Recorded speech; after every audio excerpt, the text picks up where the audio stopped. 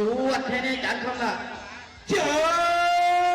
พี่น้องนี่ดีไงเดี๋ยวก็พบกับพี่น้องกันว่าชิดเป็นสิ่ง1 2กับเป็นเพื่อนนี่แหละชิดเป็นสิ่งนี้1 2สิ่งกับ1กับเป็นเพื่อนนี่แหละแต่มาฮอตนี่ขอเป็นฮอตที่ว่าช่วงไหนผมยกสกุลตีผมยกสกุลระวังคู่ที่สาวสองระวังนาวาศักดิ์สิทธิ์สมุทรสอนง่ายใจดีจากนครหลวงเวียงจันทร์เมืองศรีสะเกษนครหลวงเวียงจันทร์พบกับแขวงสารวัตรเจ้าแม่แก้วมังกรเจ้าแม่แก้วมังกรใช้บริการจากกองพันในเขาแขวงสารวัตรมาลุกไว้กาไผ่เป็นไผ่รอบนี้ในแถวนี้เจ้าสู้ไผ่สู้เจ้าเฮ็ดถึงเมื่อสะกอนแล้วจะเป็นสิ่งดำกันผู้ใดสิ่งดำกันไม่ไผ่เมื่อไม่ไผ่รอไม่ไผ่รอแล้วไม่ไผ่รอแล้วพ่อแม่ฟักกันมาเลยฟักกันมาเลยไล่กันมาในคู่นี้เป็นคู่ที่2ประเภทที่ละ50 ไผ่50 ไผ่เจ้าแม่แก้วมังกรเจ้าแม่แก้วมังกรปฏิบัติอยู่รองน้ำ4 ถุงสีแดงสิ่งถุงแดงถุงสีฟ้าแล้วมันจากนาวาศักดิ์สิทธิ์สโมสรใหญ่ของอาจารย์สมบัติมาเลย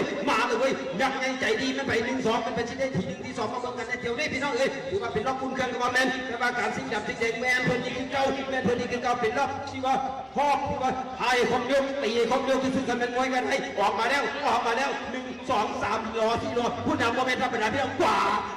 ไทยได้พอดีมาล้อกันกับว่าแมนว่าสิ่งที่เราได้เสียกันปฏิว่าแมนธรรมดาพี่น้องร้องอัพเสือสเต็ปการไฟนามันต้องสิกับคนธรรมดานาเรียนการไฟสเต็ปการไฟคารวันก็ว่าแมนธรรมดาคารวันมาจากไหนเจ้าเมฆแก้วมังก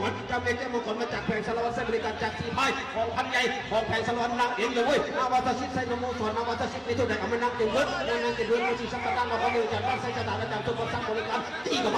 มาไผ่เป็นไผ่ผู้ดำผู้แดงผู้แซงผู้เข้าผู้ออกปัจจุบันนี้นาวาตชิตผู้ถือว่าตีแดงส่วนสวัสดิ์ส่วนสารวัต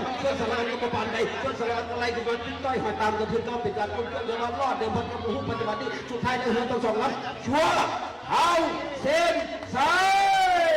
คณะกรรมการบริษัทตัดสินให้ทุ่งสีฟ้านาวาศักดิ์สิทธิ์เป็นผู้ชนะส่วนเจ้าเมียเจ้ามังกรจากแผงสลัง